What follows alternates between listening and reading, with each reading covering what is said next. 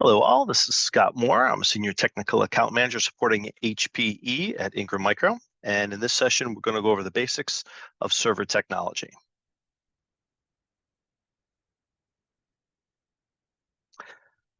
So our agenda, I'll be going over processors, CPUs, and cores. We'll talk a little bit about computer memory, storage, chassis when it comes to servers, and then we'll spend quite a bit of time talking about expansion cards and drive controllers and network interface cards as types of expansion cards. And then we'll talk a little bit about redundant options before wrapping up. So when it comes to server components, our big three are really processors, or CPUs, for central processing units.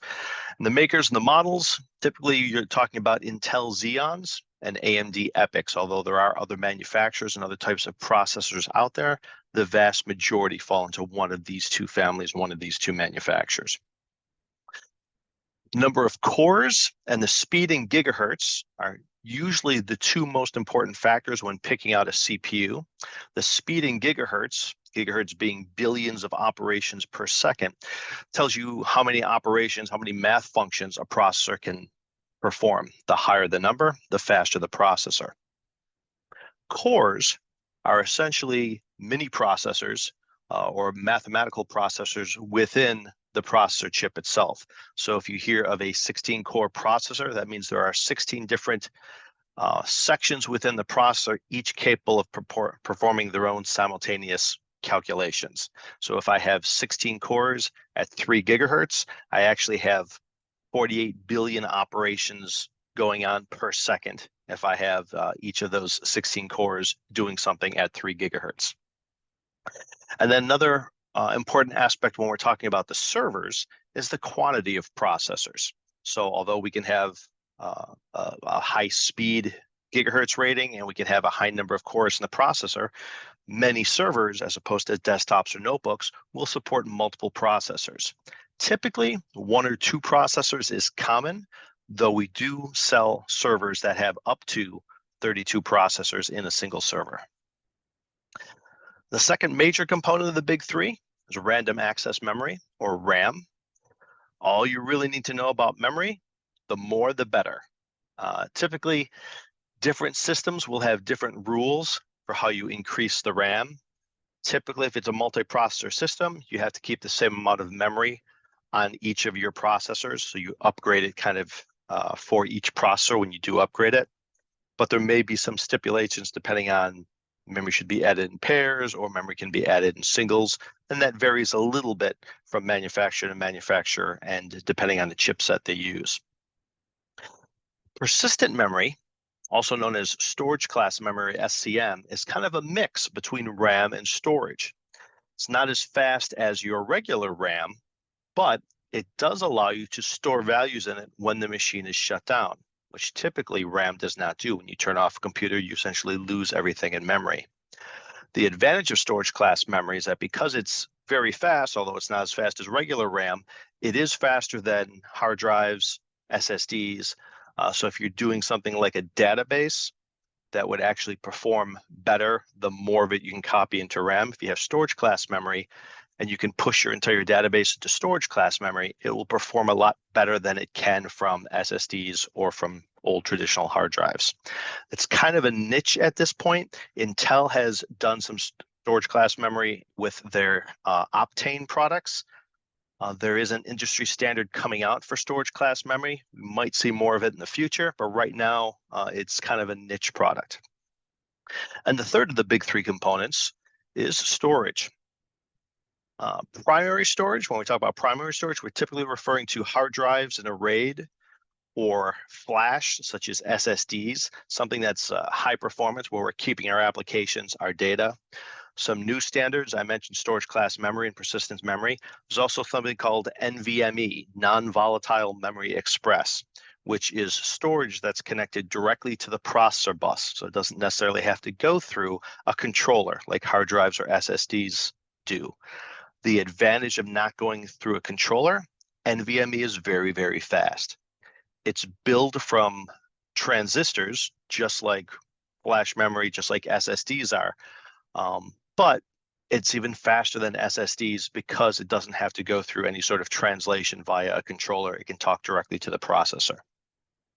When we talk about secondary storage, we're talking about things like tape, RDX, removable media cartridges, DVDs, CD-ROMs in some cases, things that are typically removable or for archival or for backup purposes. We're not actively running applications from secondary storage. It's usually just stuff that we want to keep a copy of close or nearby or in case of disaster.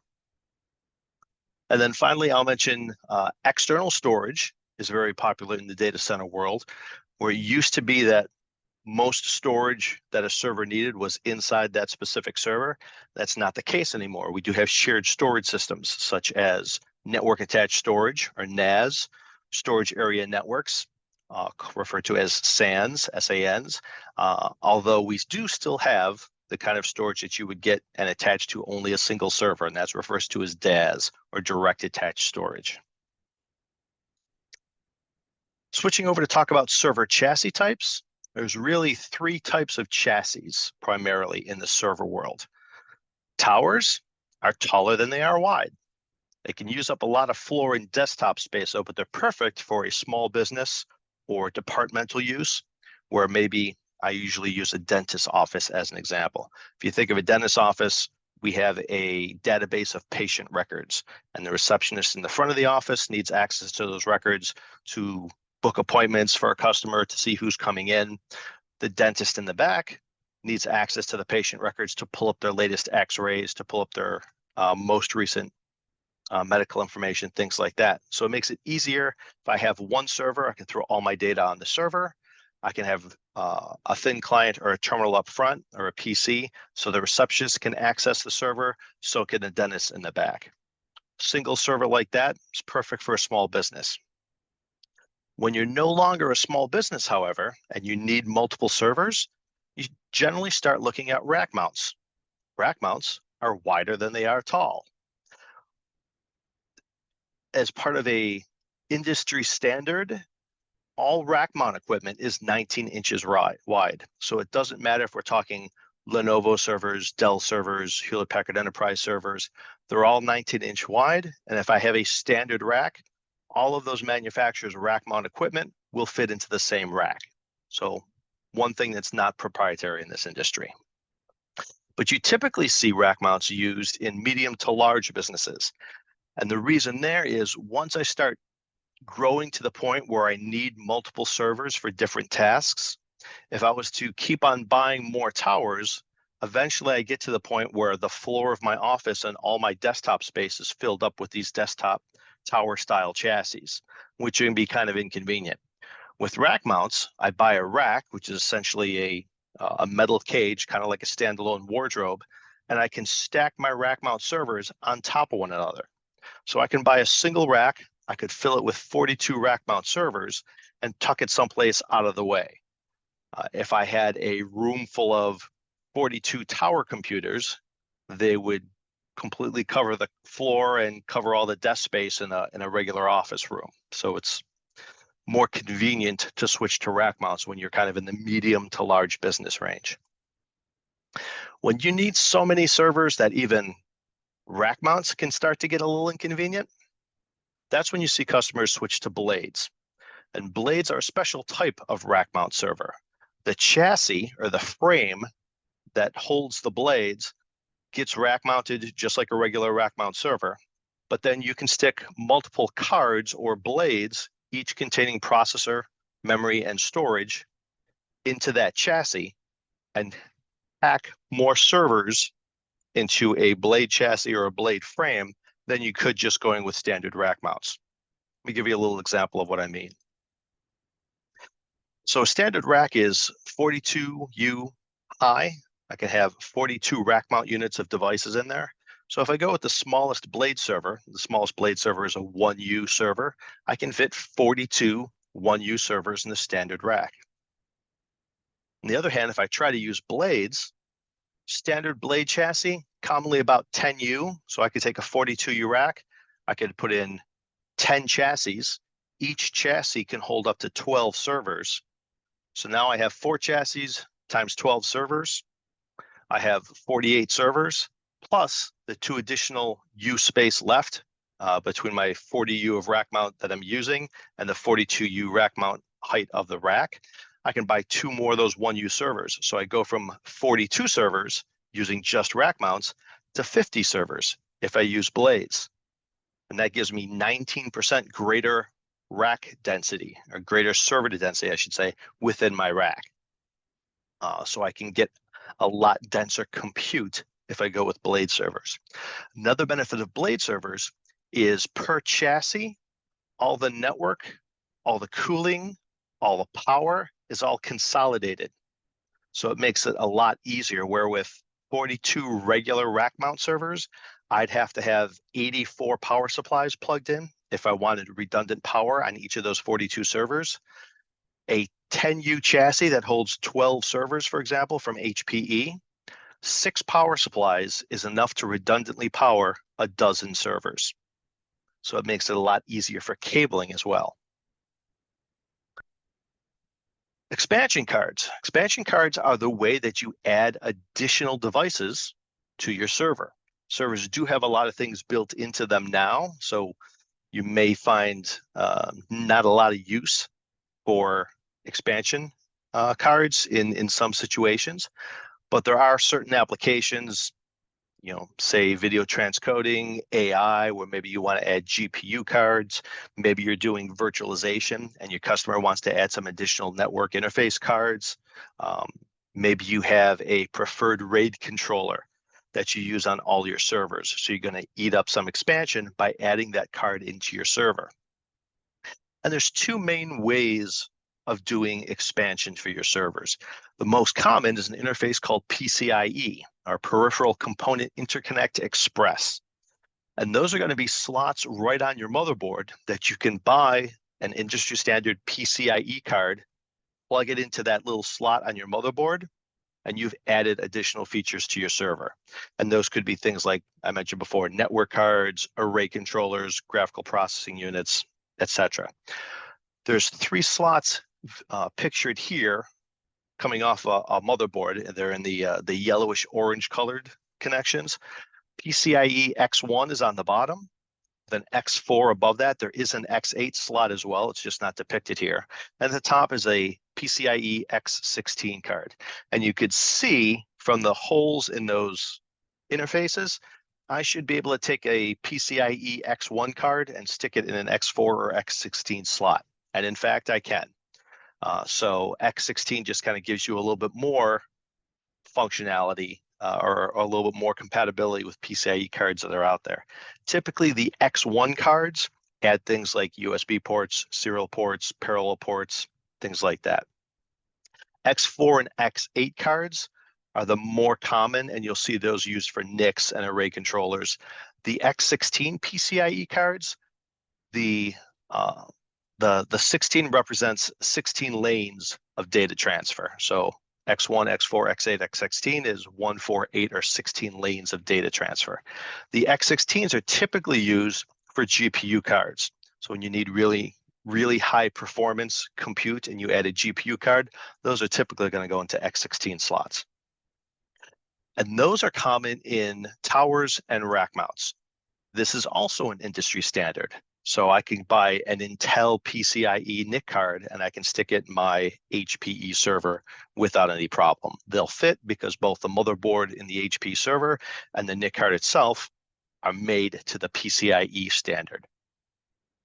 The other type of expansion I mentioned here are proprietary, or what are called mezzanine cards. And typically these are found on blade servers as opposed to towers or rack mounts. And the reason they're found on blade servers is because blade servers are so compact that there isn't a lot of room in the frame to add PCIe expansion cards. Because of that, they are proprietary. So the mezzanine expansion cards that would go into an HPE Synergy, for example, will not go into a Cisco blade server, and vice versa. In the case of blades, if you need expansion functionality, you need to get that right from the manufacturer. Where if you had a tower or a rack mount server and you kind of your IT department is kind of standardized on this specific NIC from Mellanox, A standard Mellanox NIC will fit into a tower or a rack mount server just fine. Not the case with blades. Let's talk a little bit about certain types of expansion cards and the benefits there. I'm going to talk a little bit about drive controllers, specifically array controllers. Now, everybody's desktop or laptop, if you connect to an SSD drive or you connect to a hard drive, you have a drive controller built into your desktop or your notebook. In servers, however, typically it's not just a regular drive controller, it's something we call an array controller. And an array controller typically has a couple additional features on top of what you would find on a regular drive controller. One of those is cache. Cache is high-speed memory that's located on the controller itself. And the point of cache is just like the point of memory in your system. If I can copy data off of my drives and into this high-speed cache, the next time something is requested from the CPU, if I can pull that data out of cache, my whole storage subsystem seems to run faster because I'm pulling it out of high-speed memory as opposed to writing it to slower SSDs or slower hard drives. Similarly, when I go to write data, if I can write it into cache temporarily and then return to processing, that can also speed up my I/O system. And then I will just have the cache kind of dump its contents off to hard drives or flash drives connected to the same controller when the system is running slower and there isn't as much going on. So cache can help improve performance both for reads and for writes of your storage subsystem.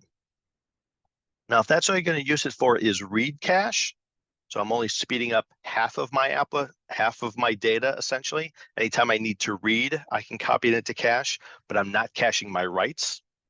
All you need is the cache module. If you want to cache your writes as well, you need to somehow power protect that cache, because if you lose power to the server and you lose what's in the cache and it hasn't been written to the hard drive yet or the SSD yet, you've lost that data.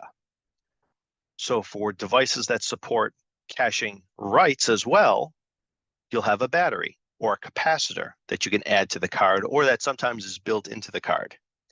And the purpose of the battery is just that if I'm caching writes, so when I go to write data, instead of writing it to the drives, I actually just write it to the cache temporarily with the intent of offloading it to the drives in the future and then go back to processing. If I have a battery on there, should I lose power, the battery or the capacitor maintains power to the cache so that when you get around to working on the system, fixing whatever the problem is and rebooting it, everything from the cache is then dumped out to your drives, so you never lose data, you never lose writes that way. In addition to batteries and cache, the big thing on array controllers is the ability to do something called RAID. And RAID stands for Redundant Array of Independent Disks. And RAID was developed as a way to overcome the two main limitations of hard drives back in the days when hard drives were our primary storage for all our servers. The two main problems with hard drives is, one, they're mechanical, so they're prone to failure. I have a spindle with platters attached to the spindle, and I have small read-write heads moving between the platters and over their surface. Everything's moving quite fast. If anything gets out of alignment, and I have a head crash to a platter, I've lost data on my drive, and my data is my important stuff. So I don't want to lose that. With RAID, I have a way of spreading my data across multiple drives. So even if part of it fails, part of my drive system fails, I have redundant data somewhere else. So it helps provide fault tolerance in case of a mechanical failure. The other advantage of RAID is speed. Because hard drives are mechanical, they're also relatively slow compared with memory, CPU, and everything else that's just purely electronic in your system. By using a set of hard drives in a RAID, I can read and write to multiple drives simultaneously, making my overall throughput greater. And so it seems like my hard drive storage system, or my SSDs, are saving and providing data faster than a single hard drive could on its own. So the fact that RAID lets me overcome mechanical failure by providing redundancy, and the fact that it can overcome the speed limitations of older storage like hard drives are the two main reasons people use it. So let's talk a little bit about some of the standard RAID levels. And so the point of this exercise is to explain some of the common RAID levels and how they work. I want to do so you can look at it and say, okay, that seems to make sense. I understand it. And then you can probably forget it, having at least convinced yourself once that there's a benefit to it. So with RAID, we have multiple drives configured to increase speed and or provide fault tolerance and redundancy. This is the opposite of what we are sometimes referred to as a JBOD, or just a bunch of disks. If I have a JBOD, or just a bunch of disks, it means I have a set of hard drives that are not working together. So if one drive was to fail, I lose access to the data on that specific drive. That doesn't happen in a RAID. Now there's many different types of RAID, and they're each given a specific number to designate how data is formatted. So I'm going to talk briefly about RAID 0, 1, 5, and 6, because those are the most common types that we'll run into. RAID 0 is striping. It can increase the read and write speed, but it does not provide redundancy. Remember, I said the two things were to increase speed and to provide redundancy. RAID 0 does not provide redundancy. RAID 1, sometimes referred to as mirroring. RAID 5, referred to as striping with parity. And RAID 6, referred to as distributed data guarding, or striping with double parity. Those all provide both increases to reads and write speeds, as well as redundancy. And let's give you an example of how that works. So here for RAID 0, I have 2 drives, and RAID 0 requires a minimum of 2 drives. It can be any number of hard drives, but you have to have at least 2. And every time I go to write something, I write half of it to drive 1 and half of it to disk 2. When I go to read the data, while I'm reading the first half of the data, in this example, while I'm reading the first half of the data, which is A, from disk 1, I'm also reading the second half of the data, B, from disk 2. So I have the file, or the piece of data, split into half, and I read both halves simultaneously from different drives. When I write, I do the same thing. I write the first half to one drive while I'm writing the second half to a different drive. The result of that is essentially cuts down the amount of time it takes me to do a read or a write, because I'm breaking into smaller sections, splitting up, and doing the same operation on multiple drives simultaneously. Now, if I lose one of those drives, I've lost half of my data. So RAID 0 can give me speed, but it gives me no redundancy whatsoever. RAID 1 is referred to as mirroring, because every time I write something, such as A on disk 1, I write a second copy to another disk, which is the A on disk 2 in this example. RAID level 1 requires an even number of drives, because anything I write to one set, I'm writing to another set of drives. If I lose any drive in a RAID 1, it doesn't matter. I still have all my data, and I'm still completely functional, because there's at least a second copy of it somewhere among my drives. In theory, I could lose up to half of my hard drives in a RAID 1 set and still have all my data, depending on which drives I lose. The disadvantage of RAID 1 is that because I'm writing every piece of data twice, I need twice as many disks to store what I would usually store. So if I have 1 terabyte of data to store,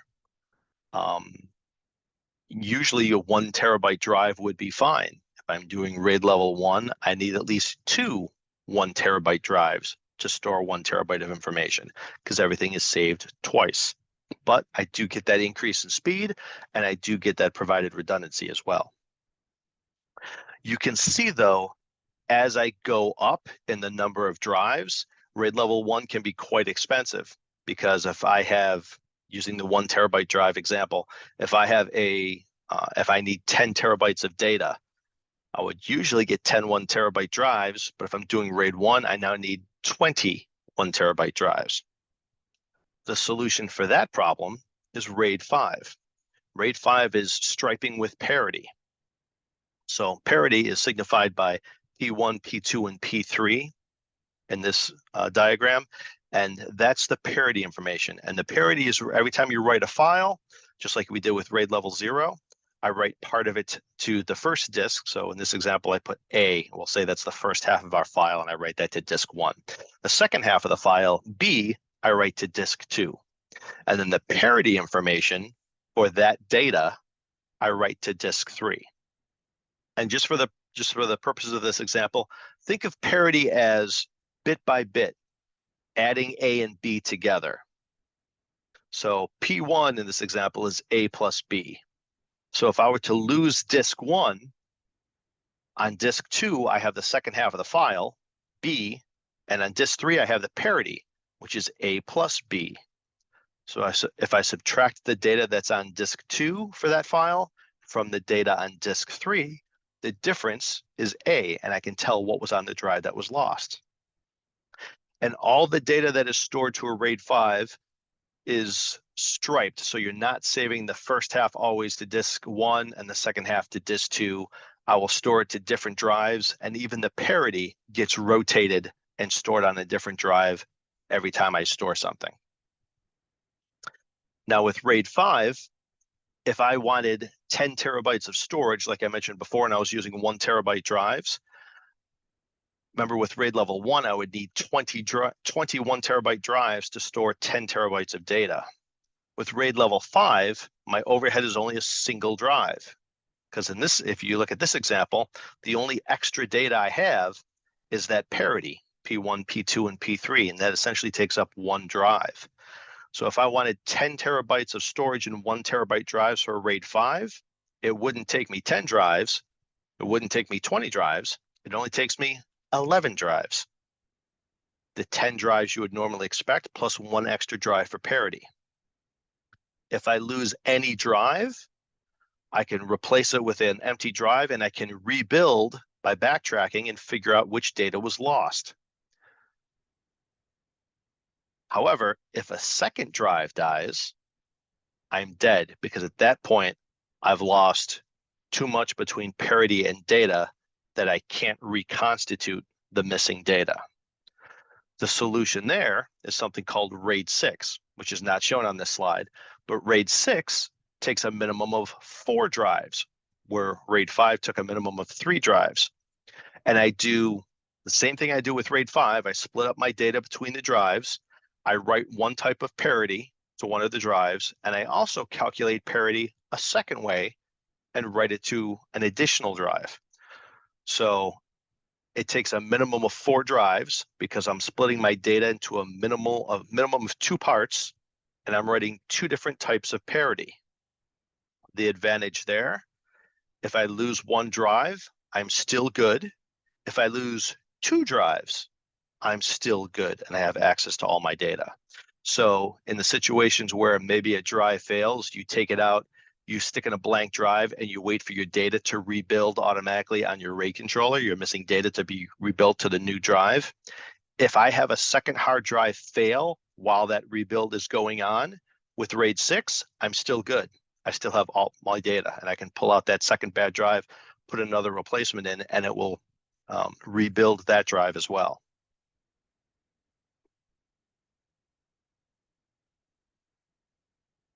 Switching over to network interface cards, another type of expansion card. Network interface cards are required for any device to connect to a network. So obviously all our servers are going to have network interface cards because the entire point of a server is to connect to a network and provide resources out. There is an increased demand for additional NICs in the server. So it used to be, as long as I had 1 network connection out to my production network, I should be fine. Now, with the evolution of various technologies, there are reasons to have multiple network interface card ports within a server. Some of those include teaming. Teaming is a way of having multiple network ports work together. For example, either for redundancy, So I can have failover of a bad port, a bad network cable, a bad switch, or a bad connection. If the network interface card on your desktop or notebook dies, it's an inconvenience for you. But if the network interface port on a server dies, it's an inconvenience for everyone on the network who is using the resources provided by that server. So having redundant connections on a server is always a good idea. You can also do teaming to do something called trunking or aggregation.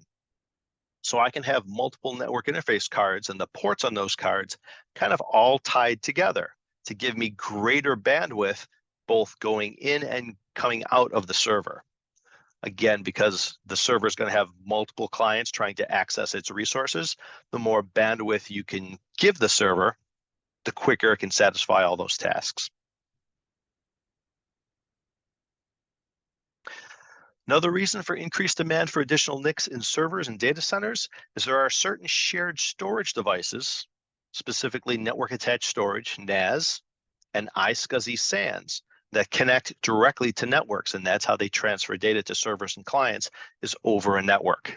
So you might want to have your production network on 1 or 2 ports on your server, and then you might want to have a 3rd or 4th port for connection to your network attached storage, your iSCSI SAN, or other network devices like that.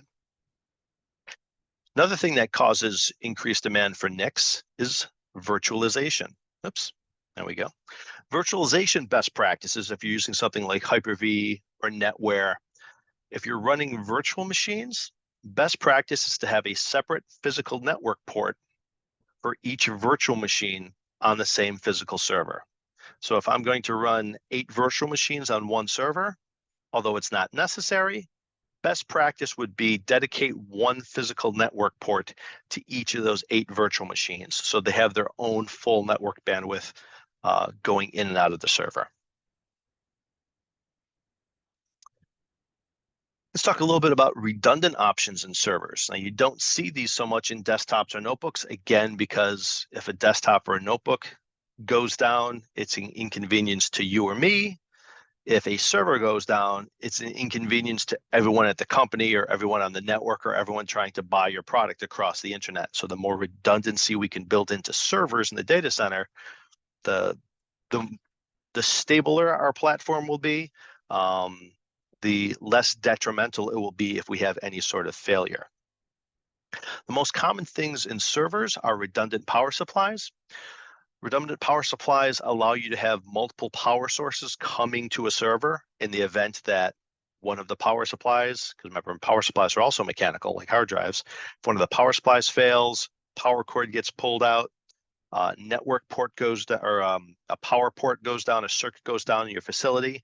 If you have redundant power, the server will stay up and running. You can also recommend, if you're doing redundant power supplies, additional power distribution units and uninterruptible power supplies, because you want your redundant power supplies to not plug into the same PDU and go to the same UPS, because that takes away your redundancy.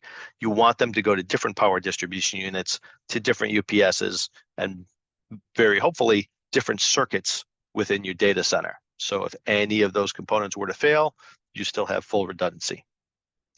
We talked a little bit about RAID and the redundancy for access to your data. We talked a little about redundant network ports as well when we talked about teaming.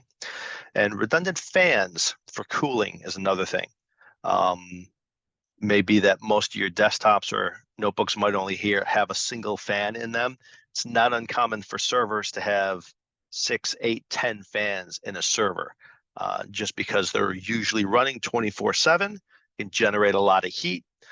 The fans are redundant as well. You might only need 3 fans to function, but the server might have 6 fans in it. So if any of them were to fail, you could still remain functional. When it comes to manufacturers of the equipment we've been talking about, when it comes to servers, the big names are Cisco, Dell EMC, HPE, IBM, Intel, Lenovo, and Supermicro. Server OEMs do provide NICs. They do provide memory as well. In addition to the server OEMs, You can get memory from ACP, Crucial, Edge, Kingston. NICs are made by Marvell, NVIDIA, formerly known as Mellanox, Intel. Operating system software on servers, you're going to be looking at things like Microsoft Windows Server, Red Hat Enterprise Linux, SUSE Linux Enterprise Server, or hypervisors for virtualization, things like Citrix Hypervisor, formerly known as Zen Server, Microsoft Hyper-V, Nutanix Acropolis, Red Hat KVM, or VMware vSphere. And then finally, I'll just mention a few additional services to think of in relation to servers. Ingram Micro does have a professional services group. They do things such as deployment services, IT staffing services if you want somebody to monitor your data center. They do remote system administration or RSA services as well. And they do offer third-party warranty services, which I know we do through Axiom as well. In addition, other services, server OEMs typically offer installation services or warranty upgrades, both of which can be critical in a data center environment where stuff is going to be up 24/7 and be a little bit more complicated to set up than just a desktop or a notebook. And Ingram Micro also has an integration services group. So if you're buying a bunch of stock products from us and you don't want to receive 10 boxes of hard drives, 8 pieces of memory and servers all in separate boxes, our integration services can assemble the entire solution for you and then test it at the factory before it ships out, and you'll get everything fully assembled and ready to plug in. That brings us to the end of our little talk on servers. I hope that was useful. If you have any questions, please reach out to our SDNS team for any configuration needs or to answer any questions you might have. Thanks for your time.